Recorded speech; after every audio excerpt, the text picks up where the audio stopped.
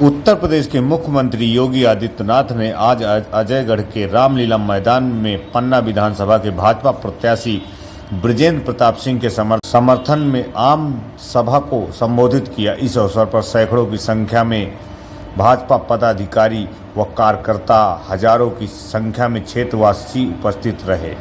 चर्चा आज की से ब्यूरो चीफ की रिपोर्ट। यशस्वी विधायक, लोकप्रिय विधायक सम्माननीय बृजेंद्र प्रताप सिंह जी हमारे उत्तर प्रदेश के यशस्वी मुख्यमंत्री जी का स्वागत कर रहे हैं। सभी लोग जोरदार तालियों से माननीय मुख्यमंत्री जी का स्वागत करें। नारे लगना चाहिए, जय जय श्री राम, जय जय श्री राम, जय श्री राम।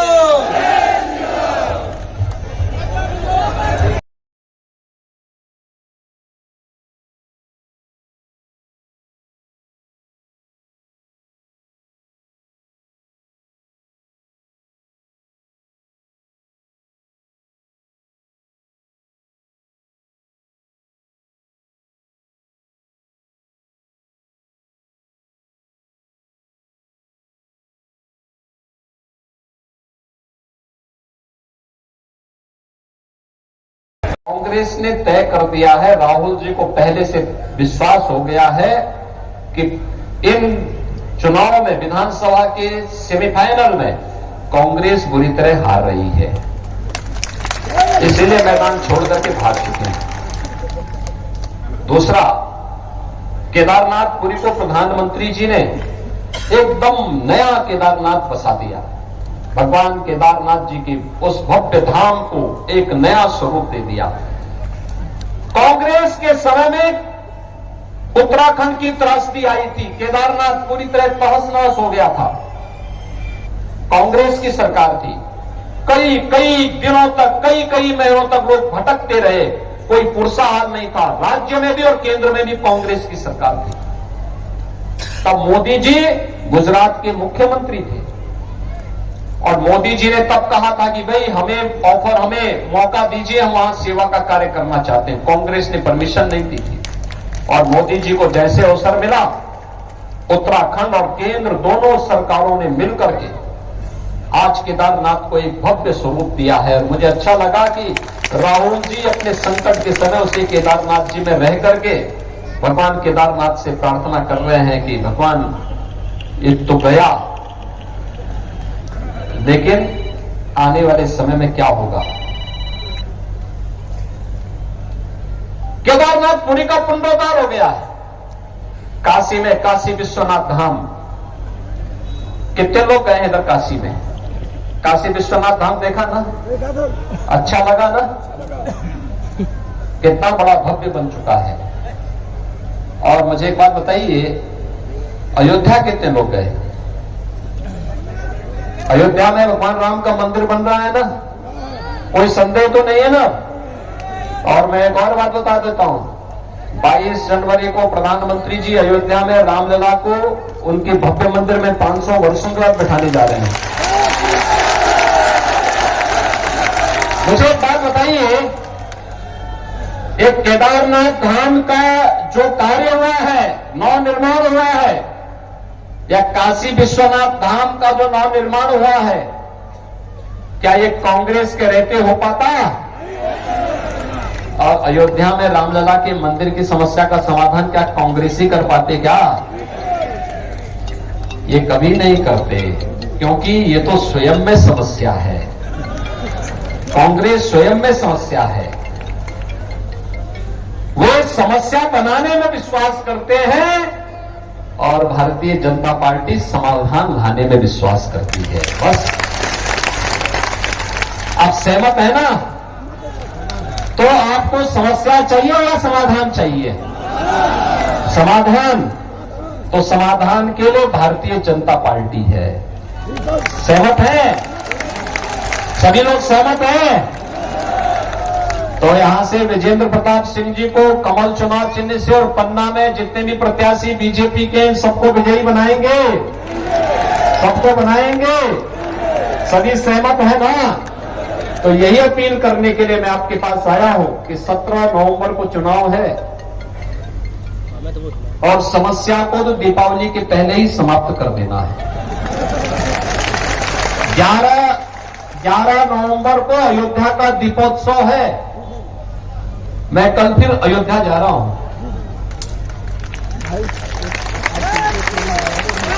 और तैयारी देखने 11 नवंबर को अयोध्या का दीपोत्सव और 12 को दीपावली का आयोजन पूरे देश के अंदर होगा।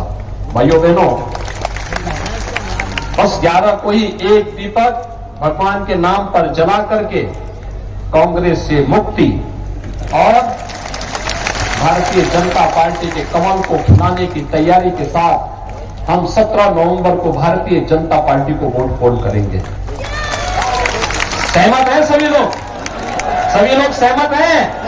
तो मेरे साथ एक बार फिर से बोलेंगे, भारत माता की, भारत माता की, महाराजा छत्रसाल की, महाराजा छत्रसाल की, महाराज अजय पाल की, महाराज अजय पाल की। जय श्री राम, जय जय श्री राम। महाराजा छत्रसाल की, महाराज अजय पाल की, महाराज अजय पाल की। हर हर महादेव। भारतीय जनता पार्टी के जिला के अध्यक्ष श्री राम बिहारी चौरसिया जी, मध्य प्रदेश सरकार में मंत्री के रूप में प्रदेश और पन्ना की जनता की सेवा करने वाले इस विधानसभा क्षेत्र से भारतीय जनता पार्टी के प्रत्याशी श्री विजेंद्र प्रताप सिंह जी, पूर्व जिलाध्यक्ष श्री बाबूलाल यादव जी, राम अवतार पाठक जी, उत्तर प्रदेश सरकार में पूर्व मंत्री और गाजियाबाद से विधायक श्री अतुल गर्ग जी, विधानसभा के प्रभारी श्री मदन मोहन पांडे जी, जिला पंचायत अध्यक्ष श्रीमती मीना राजे जी, भारतीय जनता पार्टी के पदाधिकारीगण श्री संजय सुंदरी जी, रामायण लोच जी, ब्रजेंद्र मिश्र जी, उमेश निकम जी, विवेक मिश्रा जी, राजकुमार जैन जी, बबलू कुशवाहा जी, श्रीमती सीता सरोज गुप्ता जी और भारी संख्या में पन्ना विधानसभा क्षेत्र से उपस्थित सभी नागरिक बंधुओं, भाइयों और बहनों,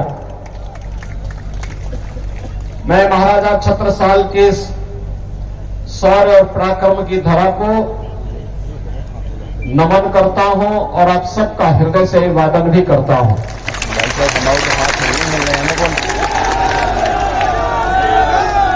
भाइयों बहनों, ये पूरा क्षेत्र उत्तर प्रदेश के बुंदेलखंड क्षेत्र से जुड़ा हुआ है। सारे नातेदारी, रिश्तेदारी और लोगों के आवागमन के लिए, अपने रोज के कार्यों के लिए, कोई शिक्षा के लिए, कोई स्वास्थ्य के लिए, कोई रोजगार के लिए, कोई खेती बाड़ी के बहाने इधर से उधर जाता रहता है। और इसीलिए क्षेत्र हम लोगों से दूर नहीं है। दोनों राज्यों के अंदर चलने वाली गतिविधियों का प्रभाव एक दूसरे क्षेत्रों में पड़ता है और इसीलिए मुझे विशेष रूप से क्षेत्र में आज आना पड़ा है आप सबसे अपील करने के लिए। देखिए, अच्छे लोगों को हम चुनते हैं तो अच्छी सरकार बनती है। अच्छी सरकार बनती है तो कार्य भी अच्छा होता है। खराब सरकार बनती है, यानी खराब लोग चुन के जाते हैं तो सरकारें खराब बनती हैं। और जब खराब सरकार आती, गलत लोग सरकार में आ जाते हैं तो काम भी तो गलत ही करेंगे। क्योंकि स्वभाव जल्दी बदलता नहीं है। आप किसी पुष्प को हाथ में लेंगे तो उसकी सुगंध और उसकी कोमलता आपके हाथ को आनंद देगी, लेकिन भाइयों बहनों अगर किसी बिच्छू को अपने हाथ में बिठाएंगे तो काटेगा ही काटेगा।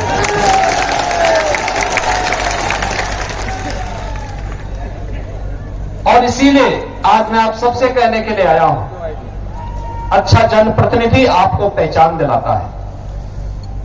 याद करिए, आज से 6 साल पहले उत्तर प्रदेश के लोग अपनी पहचान छुपाते थे। वे बोलते ही नहीं थे कि हम उत्तर प्रदेश के हैं, क्योंकि उत्तर प्रदेश का मतलब उस समय एक ऐसा राज था जहां कर्फ्यू लगता था, जहां माफिया हावी थे, जहां अराजकता थी, गुंडागर्दी थी, किसी की सुनवाई नहीं होती थी। लेकिन आज उत्तर प्रदेश 25 करोड़ की आबादी का राज्य और रहने वाला है। अब उत्तर प्रदेश की पहचान कर्फ्यू से नहीं है, माफिया से नहीं है, गुंडा और अपराधियों से नहीं है। अब उत्तर प्रदेश की पहचान प्रभु राम से है, मां गंगा से है। आज उत्तर प्रदेश की पहचान झांसी की रानी लक्ष्मीबाई से है। आज उत्तर प्रदेश की पहचान अवंतीबाई से है। आज उत्तर प्रदेश की पहचान वीर और वीरांगनाओं से है। और उत्तर प्रदेश आज तेजी के साथ विकास के पथ पर अग्रसर होकर के एक नई पहचान बना रहा है। भाइयों बहनों, अच्छे लोग चुने जाएंगे तो अच्छा कार्य करेंगे। अच्छी सरकार बनेगी तो पहचान का संकट दूर होगा, लोग अपनी पहचान को देश और दुनिया में गौरव के साथ बता पाएंगे। विकास के बड़े बड़े कार्य होते हैं, हाईवे बनते हैं, रेलवे बिछता है, सदा नीरा नदियां हैं तो वाटरवे भी बनेंगे, एयरपोर्ट बनेंगे, IIT, IIM और मेडिकल कॉलेजेस बनेंगे, एम्स बनेंगे, पर्यटन की सुविधाएं विकसित होंगी, उद्योग आएंगे और लोगों को रोजगार की सुविधा मिलेगी। हमारा नौजवान जो पलायन करता, अपने घर को, अपनी भूमि को छोड़ करके नौकरी और रोजगार के लिए दूर दराज के क्षेत्रों में जाता है, उसे अपनी भूमि को, अपनी मातृभूमि को नहीं छोड़ना पड़ेगा। अपने ही गांव में, अपने ही क्षेत्र में उसको नौकरी और रोजगार की सुविधाएं विकसित होंगी। यह हर नागरिक का अधिकार है। उसको सम्मान से जीने का अधिकार मिलना चाहिए। उसे विकास की मुख्य धारा के साथ जुड़ने का अधिकार मिलना चाहिए। उसे रोजगार का अधिकार मिलना चाहिए। हर खेत को पानी मिलना चाहिए। हर किसान को उसकी उपज का दाम मिलना चाहिए। हर व्यक्ति को अच्छे स्वास्थ्य की सुविधा मिलनी चाहिए। यह हर नागरिक का अधिकार होना चाहिए। और भाइयों बहनों, अच्छी सरकार ही यह काम दे सकती है। याद करिए, मध्य प्रदेश में लंबे समय तक कांग्रेस ने शासन किया, एक लंबे समय तक शासन किया, लेकिन मध्य प्रदेश आपको पहचान नहीं दे पाया। कांग्रेस की सरकारें आपको पहचान नहीं दे पाई। विकास के जो कार्य होने चाहिए थे वो नहीं दे पाई। कोई सोचता था, आज से 15 साल 20 साल पहले क्या कोई सोचता था कि पन्ना में भी मेडिकल कॉलेज होगा? सपना था भाइयों बहनों, सपना था। आज वो सपना साकार हुआ है। क्या कोई सोचता था कि नरेंद्र को जोड़ने वाला यह मार्ग बन पाएगा? एक सपना था, आज वो साकार हुआ है। हमारा बुंदेलखंड क्षेत्र में हर घर नल की योजना साकार होगी, क्या कोई सोचता था? आज तो बेटियों और बहनों को अपने गगरे को सिर में रख करके 2, 5 और 6 किलोमीटर दूर नहीं जाना पड़ता। तो हर घर में आरओ का पानी आने की तैयारी कर रहा है, वो आ चुका है, लाने की तैयारी की जा चल रही है। जो क्षेत्र पलायन होता था, आज वहां पर हर खेत को पानी पहुंचाने की या तो पहुंचाया जा चुका है या पहुंचाने की तैयारी चल रही है। रोजगार का सृजन स्थानीय स्तर पर ही हो, इसके लिए कार्य हो रहे हैं, युद्ध स्तर पर कार्य हो रहे हैं। आपने देखा होगा झांसी में हम लोग एक नया नोएडा बसा रहे हैं। नया नोएडा का मतलब एक नोएडा को बनने में, दिल्ली के पास नोएडा को बनने में लगे थे 46 साल और कुल जमीन वहां लगी है 33,000 एकड़। और हम लोग झांसी बुंदेलखंड में पहले ही चरण में 38,000 एकड़ में नया नोएडा बसाने की तैयारी कर रहे हैं, जहां पे नए उद्योग लगेंगे और इस पूरे क्षेत्र के नौजवानों के लिए नौकरी मिलेगी, रोजगार मिलेगा। यहां पर लोगों को अच्छे दाम मिलेंगे। ढेर सारी योजनाएं केंद्र और राज्य सरकारें बना रही है, चाहे मध्य प्रदेश की सरकार हो चाहे उत्तर प्रदेश की सरकार हो, अंतर कोई नहीं। जब एक जैसी पार्टी की सरकारें हैं, चाहे वह मध्य प्रदेश में हो या उत्तर प्रदेश में, एक जैसी भाव और भंगिमा के साथ जनता जनार्दन की सेवा करना उनका लक्ष्य है और उसी के साथ हम कार्य कर रहे हैं। भैया बहनों, अगर कांग्रेस के एजेंडे में विकास होता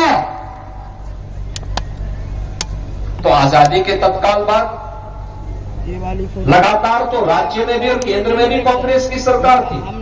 हर गरीब के घर में शौचालय तो नहीं बना पाए ये लोग, हर गरीब को आवास भी नहीं दे पाए, हर घर तक बिजली नहीं पहुंचा पाए, हर गरीब के लिए उज्ज्वला योजना की सुविधा नहीं दे पाए। इनके समय में तो उज्ज्वला योजना के लिए पहले तो कनेक्शन नहीं मिलता था, और जिनके पास रसोई गैस का कनेक्शन भी था तो रसोई गैस का कनेक्शन ठीक त्योहार के दिन जवाब देता था। और पता लगा उधर पकवान बनाने की घर में तैयारी हो रही है और इधर सिलेंडर खत्म। अब सिलेंडर लेने के लिए कोई जाता था तो सिलेंडर तो नहीं मिलता था, लेकिन पुलिस का डंडा जरूर मिल जाता था। उस बेचारे के लिए सिरदर्द था उस समय की रसोई गैस के सिलेंडर जैसे समाप्त हुआ, अब त्योहार मनाएगी, एक तरफ पुलिस का डंडा, दूसरा घर का बेलना। भाई अगर एक से बचेंगे तो दूसरा मारेगा, दूसरे से बचेंगे तो पहले की डंडे से बच नहीं पाएंगे। और भाइयों बहनों, आज तो रसोई गैस जितना चाहिए मिल रहा है, और उसमें भी गरीबों के लिए तो प्रधानमंत्री मोदी जी ने 300